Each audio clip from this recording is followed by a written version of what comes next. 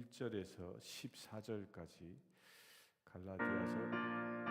갈라디아서 3장 1절에서 14절까지 말씀 보겠습니다.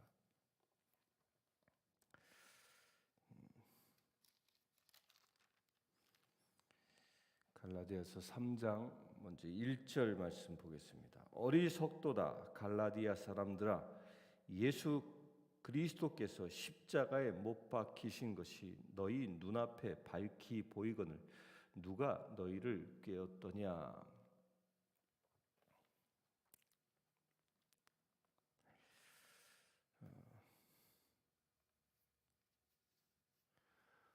우리는 지난 토요일 날 믿음으로 의롭게 되는 것, 내가 그리스도와 함께 십자가에 못 박혔나니 이제는 내가 산 것이 아니요 그리스도가 내 안에 사심이라. 이 2장 20절의 이 말씀, 이 십자가의 신앙에 대하여 우리가 잠시 보았는데요.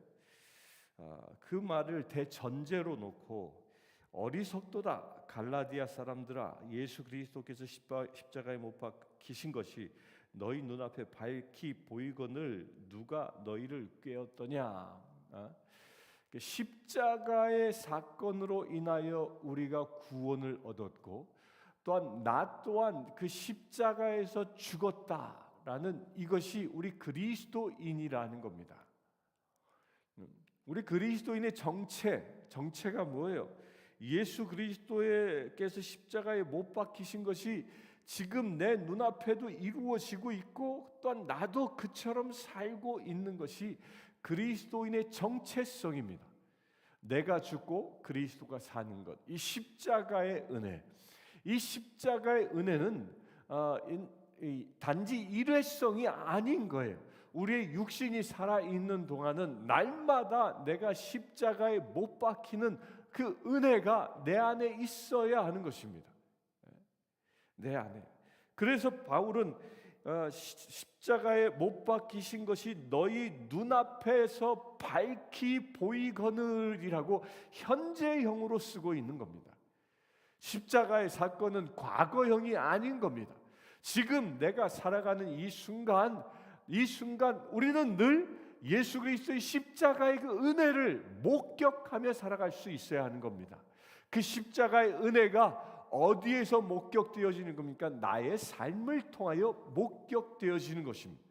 제일 첫째는 나를 위하여 죽으신, 나의 죄값을 치르기 위하여 죽으신 그 예수 그리스도의 십자가의 은혜를 볼 수 있어야 하고, 또한 그 십자가의 길을 나도 따라 사는 나의 삶이 보여져야 하는 것입니다. 이걸 바울이 강조하고 있는 겁니다.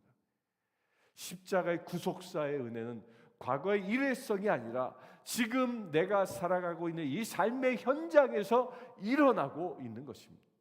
그런데 그 구체적인 표현이 어디에서 일어나는 것이냐? 내가 십자가에 못 박힘으로 일어나는 것입니다.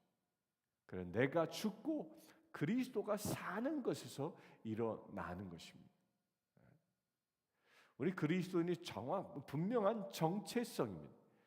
이 사단이 하는 일과 성령 하나님이 하시는 일의 명확한 차이가 어디에 있냐면, 성령 하나님께서 역사하시는 사람은 내가 십자가에 못 박습니다.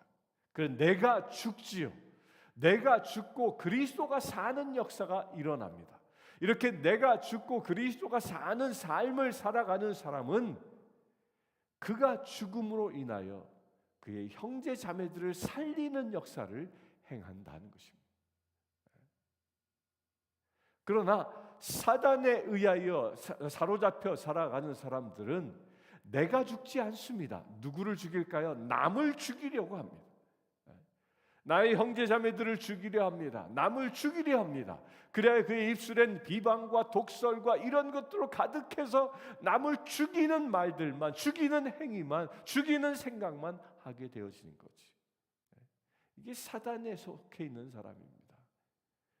비록 총을 들고 쏘지 않는다 할지라도 이 새치여로 사람들을 얼마나 많이 죽음으로 몰아갑니까? 절망케 하고 상처받게 하고 좌절케 해서 죽음으로 몰아가게 하는 것, 이것은 사단이 하는 일입니다.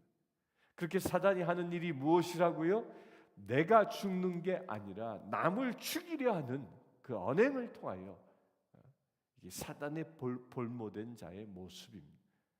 그러나 십자가에 내가 그 십자가에 못 박히신 그 예수 그리스도를 날마다 보고 나도 십자가에 날마다 못 박는 사람은 나를 죽이고 나의 형제자매를 살리는 그런 은혜의 사람이 되어지는 겁니다. 이게 우리 그리스도인의 정체성입니다. 그래서 그리스도인들은 세상에 드러나지 않습니다. 오히려 그 사람이 있음으로 인하여 그 주변 사람들이 드러나게 되어지는 겁니다. 주변 사람들이 살아나고 주변 사람들이 기뻐하고 주변 사람들이 행복하게 만드는 존재가 그리스도인입니다. 그것이 어떻게 가능하다고요? 내가 십자가에 못 박힐 때, 그리하여 오직 그리스도께서 내 안에 살아갈 때, 그럴 때 이런 일들이 가능해지는 것입니다. 이걸 사도 바울이 강조하고 또 강조하고 있는 것입니다. 1절 후미에 너희 눈앞에 밝히 보이거든 누가 너희를 꾀더냐? 이 꾀더냐라는 말이 뭐죠? 꾀어 현혹해 했느냐? 누가? 이 거짓 교사들이 날마다 십자가에 못 박혀 죽어 그리스도가 내 안에 살고 오직 그 그리스도를 믿는 믿음으로 살아가려 하는데 또다시 율법으로 돌아가게 해서 서로 율법주의자가 되어 바리새인들처럼 서로가 서로를 정죄하는 자 되게 만드는 것, 바로 이런 자들을 보고 지금 바울이 누가 너희를 꾀더냐라고 이야기하는 겁니다. 여기 물론 거짓 교사라는 사단이 그렇게 꼬이는 그런 사역을 그런 역할을 감당했지만 엄밀히 얘기하면 이 꾀는 자는요, 꼬시는 이런 꾀는 자, 곧 속이는 자는 사단의 정체성입니다. 사단은 그렇게 우리를 속여서 우리로 하여금 죄에 빠지게 하고 그렇게 속여서 우리로 하여금 관계를 끊어버리게 만드는 것이 사단의 역사인 것입니다. 여러분들 영적으로 깨어 있으시길 축원합니다. 무엇이 사단이 역사고 무엇이 성령 하나님의 역사인지 분명히 분별할 수 있게 되길 바랍니다. 그래야 여러분들의 입술에, 여러분들의 마음에, 여러분들의 심령에 오직 성령 하나님이 주시는 마음, 성령 하나님이 주시는 말씀만 충만할 수 있게 되길 바랍니다. 그것이 바로 내가 죽고 그리스도가 사는 십자가의 사건인 것입니다. 그런 십자가의 은혜가 여러분들에게 충만할 수 있게 되길 축원합니다. 2절 보겠습니다.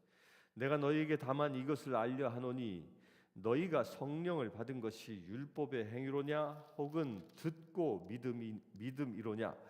너희가 이같이 어리석으냐. 성령으로 시작하였다가 이제는 육체로 마치겠느냐. 너희가 이같이 많은 괴로움을 헛되이 받았느냐. 과연 헛되냐. 너희에게 성령을 주시고 너희 가운데서 능력을 행하시는 이의 일이 율법의 행위에서냐 혹은 듣고 믿음에서냐. 아브라함이 하나님을 믿음에 그것을 그에게 의로 정하셨다 함과 같으니라. 우리가 그렇게 십자가의 은혜로 살아갈 수 있도록 할 수 있는 그 놀라운 능력이 무엇이냐? 그것이 바로 성령 하나님의 의함이라는 겁니다. 그래서 거듭남이 중요합니다.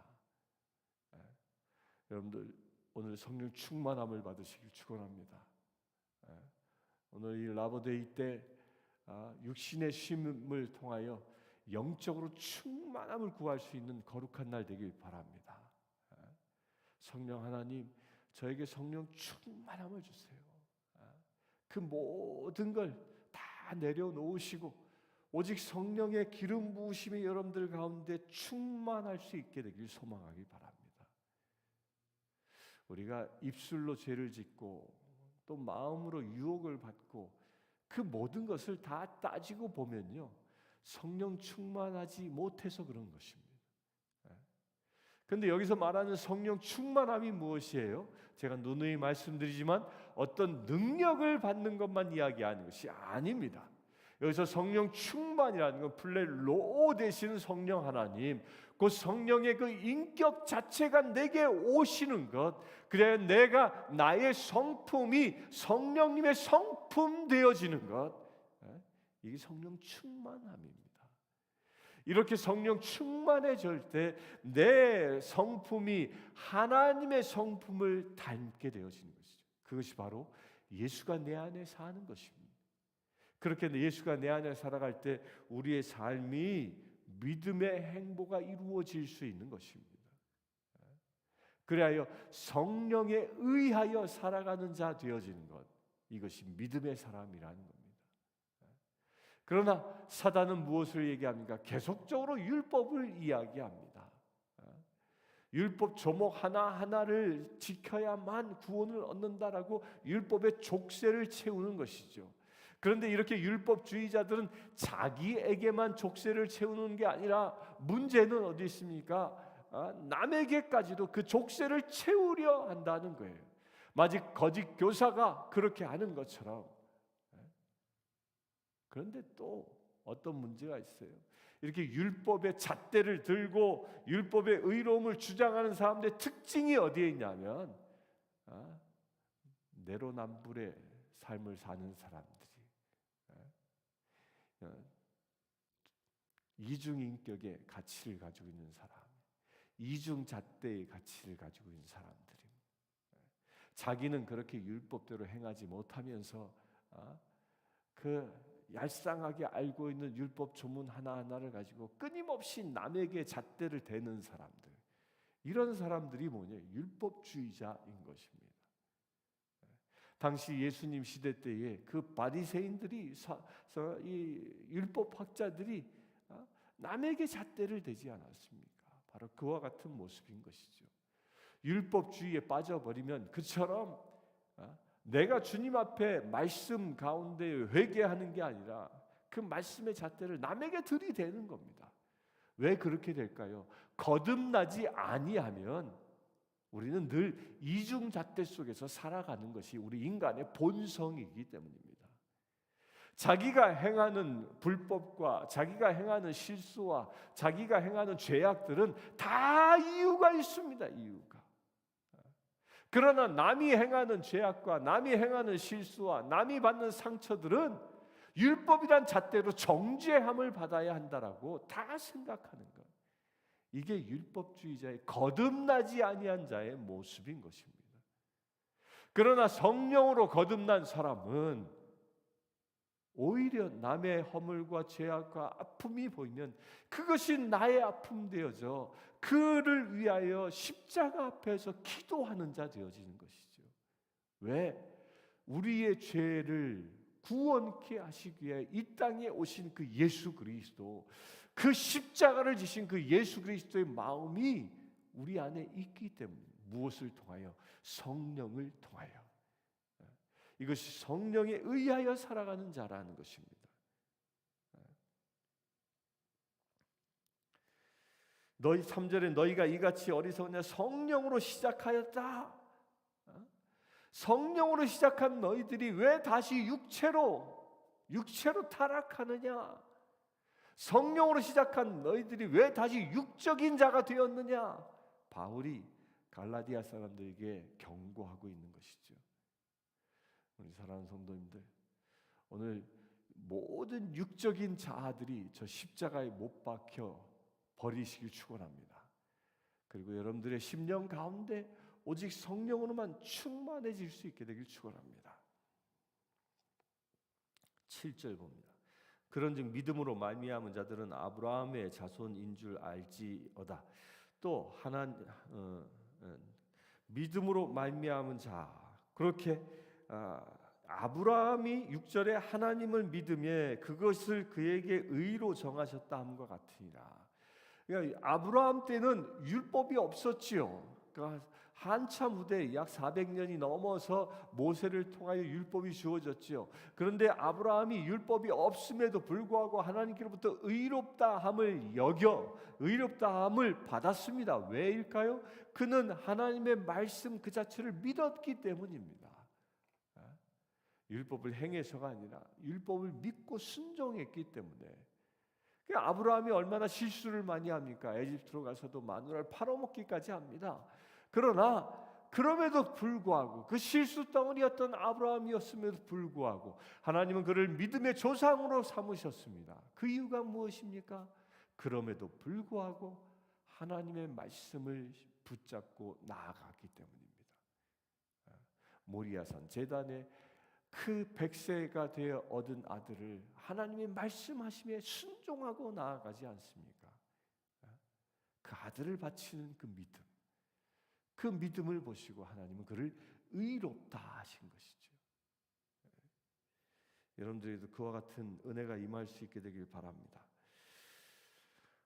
그렇게 믿음으로 말미암은 자들은 아브라함의 자손이라, 내가 십자가에 못 박혀 구원받은 자, 내가 그리하여 성령으로 거듭난 자라는 이 사실을 믿고 그렇게 살아가는 것입니다. 십자가에 못 박힌 자로 살아가는 것입니다. 내가 죽고 그리스도가 내 안에 살아가는 자로 믿고 살아가는 것입니다. 그래 나의 마음이 예수의 마음 되어지고 나의 말씀과 행동이 예수님의 말씀과 행동이 되어지는 것, 이것이 믿음의 행보인 것입니다. 8절 봅니다. 또 하나님이 이방을 믿음으로 말미암아 의로 정하실 것을 성경이 미리 알고 먼저 아브라함에게 복음을 전하되 모든 이방인이 너로 말미암아 복을 받으리라 하였느니라. 그러므로 믿음으로 말미암은 자는 믿음이 있는 아브라함과 함께 복을 받느니라. 복을 받는 비밀이 어디에 있습니까? 이렇게 거듭난 자로 믿음으로 말미암는 자만이 그 믿음이 있는 아브라함과 함께 복을 받는다. 하나님의 축복이 여러분들에게 임하기를 축원합니다. 하나님의 은혜가 여러분들에게 충만하게 임하기를 축원합니다. 그 복의 근원이 뭐예요? 내가 십자가에 못 박혔음을 믿음으로 선포하는 것. 내가 성령으로 거듭나서 나의 육적인 자아는 죽고 오직 하나님에 의하여 살아간다는 사실을 믿음으로 선포하는 것. 이런 사람들이 진정한 하늘의 복을 받는 것입니다.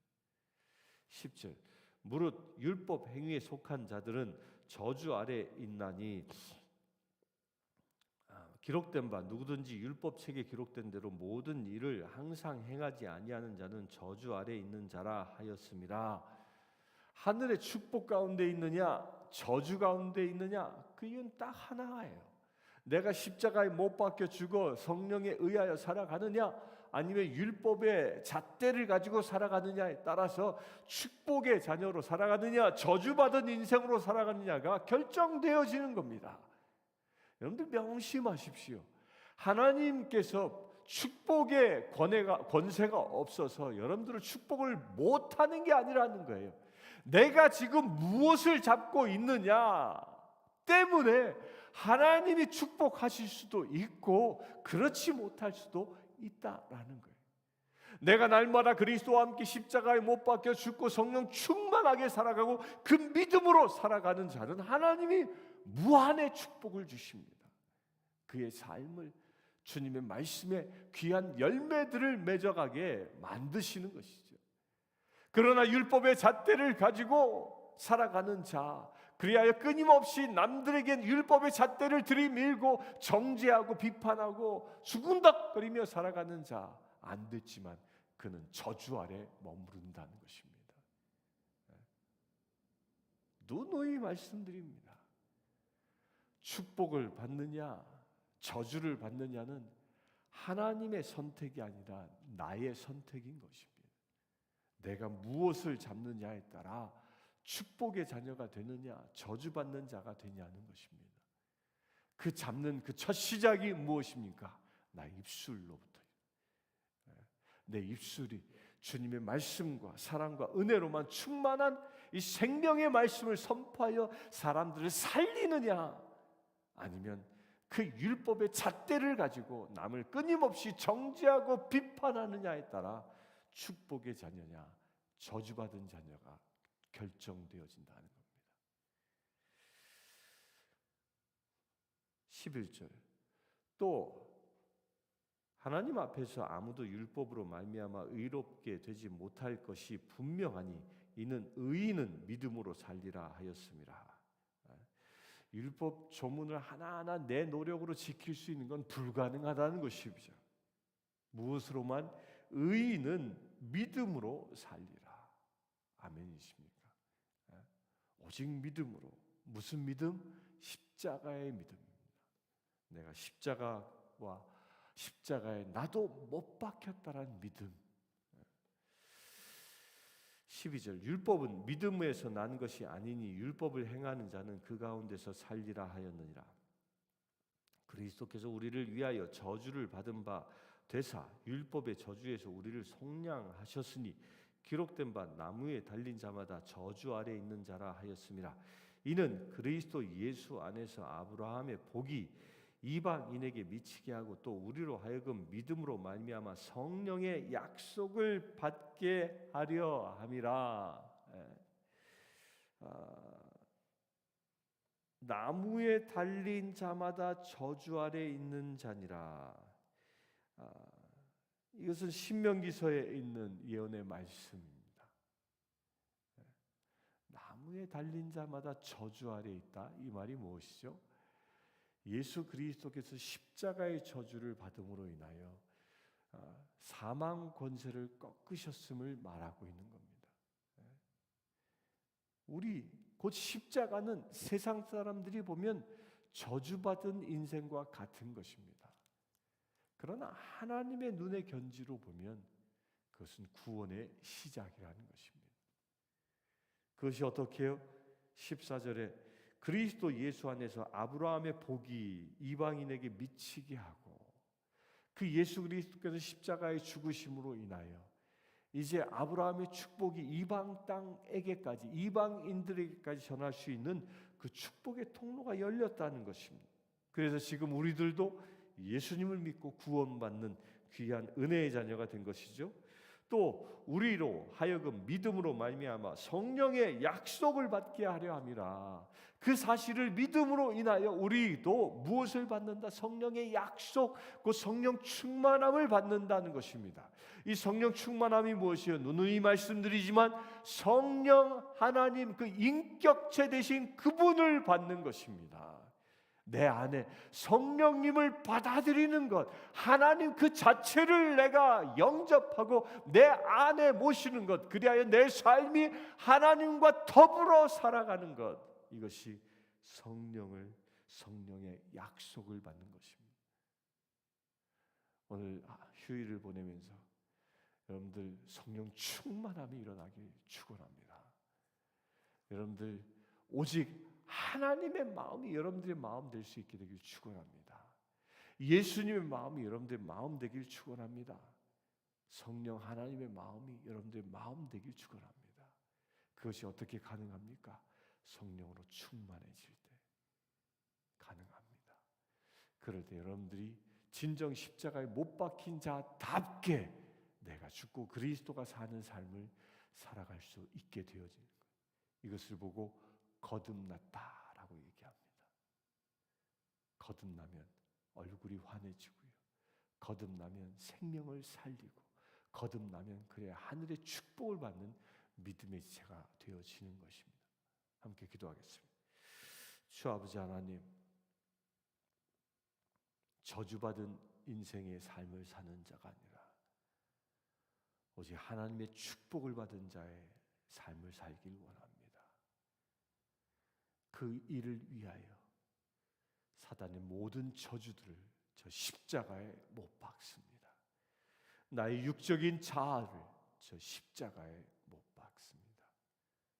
오직 성령에 의하여 살아가는 자, 오직 그리스도에 의하여 살아가는 자 되기를 원합니다. 우리 주 예수 그리스도의 이름으로 기도드리옵나이다. 아멘.